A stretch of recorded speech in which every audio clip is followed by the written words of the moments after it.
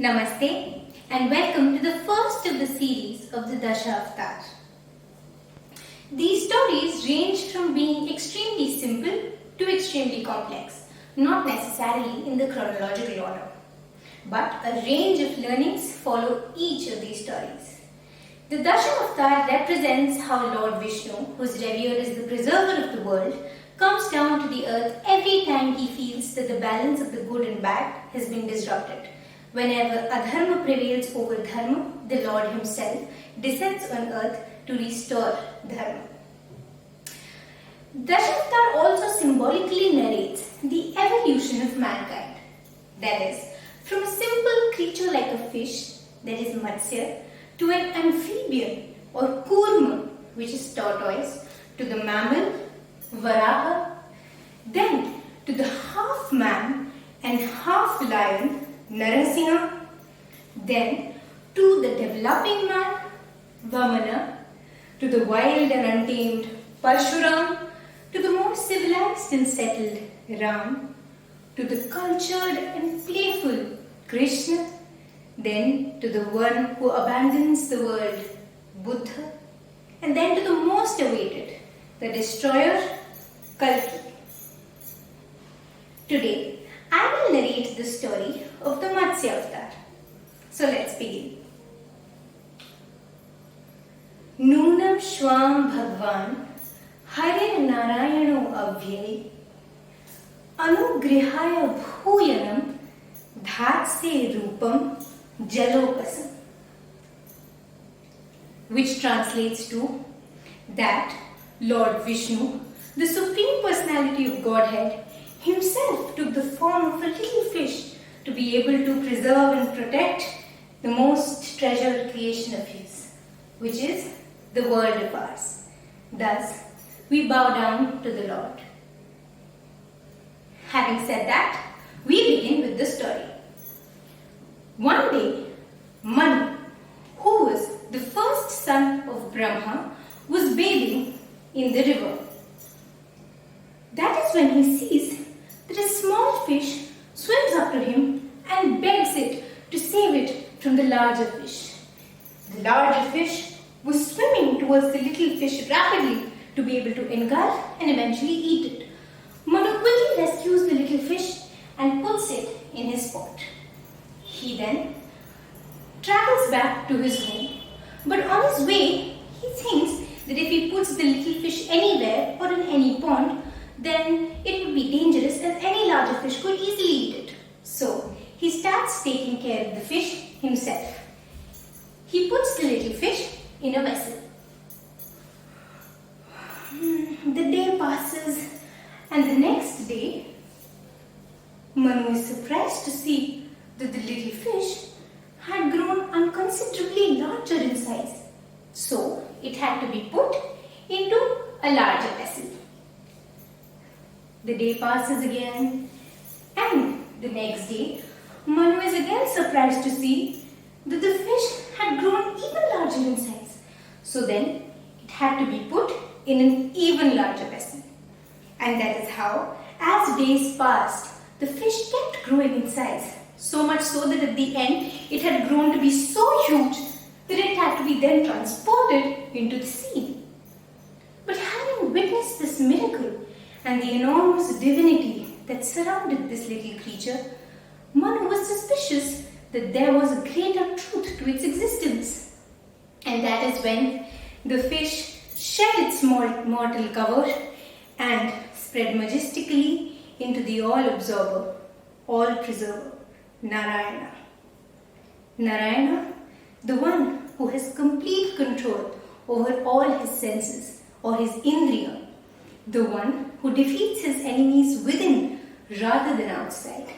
That is Narayana, the greatest of all. The Lord says that he was impressed with Manu's show of empathy and humanity. And the Lord also informs Manu that soon the first cycle of civilization was going to end and the new one was yet to begin, as Antahi Arambha hai. So the Lord advises Manu that on the fateful day there would be a pralaya or a deluge where the rain would would submerge the entire world. And on that day, Manu should build a boat. And on that boat, he should include all the humans, the philosophy of the human order, the Vedas, and all the plants, and then wait for the Matsya. On the fateful day, Manu did all that the Matsya avatar told him to. As he was struggling to bring together all the humans, plants, and the Vedas, he sees that the Matsya avatar was proudly approaching it. He spent no time in tying the noose of his boat with the rope and the other half of the boat to the horn of the fish. Oh yes, the Matsya avatar had a horn, which makes it no less than a fantasy character. In fact, a very similar story is also present in the Greek mythology. Getting back to the story, the Matsya avatar then successfully carries away everybody on the boat to the Mount Meru. Something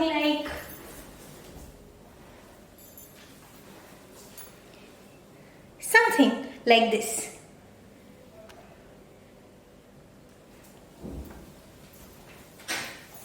And in the Mount Meru, they patiently wait for the next civilization to dawn. In the process, some perish while some make it in their mortal body to the next one. Time changes, the world evolves, as the only thing constant is change. The Vedas, which were in the process stolen by the demon called Hayagriva, is defeated by the Matsya avatar, and the Vedas restored to Brahma, the creator of the universe. Narayan then goes back to his abode, the Vaikunt, and lays in peace under Sheshnag, having known that the first cycle of civilization had functioned successfully and also come to an end. This tale is extremely simple because it is also based on the assumption that back then the population was extremely less as it takes to fit in a little boat. And this marks the end of the tale. Now, initially, this tale might seem really simple. In fact, the lessons that it preaches might even seem little unrelated to the story in the beginning. But if we overanalyze it in a little places, then we get to know the speciality of mythology, which is that its most simple and even the most complex of stories paves the way to some of the most basic principles of day-to-day life, something we are all aware of but refuse to attend to. But if we do, then it would generally make our life much more peaceful and calm. And that is what we seek to do. We do not seek to establish norms, rules or definitions. All that we want to do is to expand the mind and embody lessons that could make our living a little more easier than yesterday and a little more peaceful than yesterday. Jungle law or Matsya Nyaya, fish justice, wherein the smaller fish fears the bigger fish. And saving the smaller fish from the bigger fish is nothing but a metaphor for establishing humanity and civilization. In simpler words, the principle by which human beings evoke their empathy and humanity and care for other individuals is the principle of dharma. If we relate it more closely to the current times, then if today we are maintaining our own strict discipline so that everybody around us is safe, then we are abiding by dharma. If today we are making ourselves physically, emotionally and spiritually available for someone in need, then we are abiding by dharma. If today we are making our knowledge and privilege available for everybody so that all of us can get through this suffering together, then we are abiding by dharma. Because dharma is nothing else but the essence of righteousness and humanity. So it's natural for all of us to sometimes feel that possibly we are not doing enough or maybe we should have done much more. But it's also good to know that even 1% contribution in these times that could lead to the world recovering is a valid contribution. Every act of kindness does matter, and therefore all of us who are praying, trying or helping should be proud of ourselves to be able to do so. Now, The second lesson is a very simple one, something that we have all heard from time immemorial, that good actions always yield positive outcomes. But how many of us actually trust this saying? When Manu saved the little fish from the bigger fish and kept on looking after it day after day, he never gave a second thought as to what it would yield him. He simply kept doing his task. But what do we do instead? Sometimes we anticipate expected results, and then when we get the results, it never seems adequate because it does not match our expectations. And this leads us to be trapped in a vicious circle of negativity, sadness, and inadequacy. But surprisingly, this result is never in our hands, because all that we have in our hands is the process, the task, and the journey.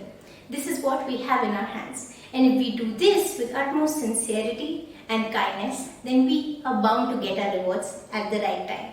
Just how Manu did.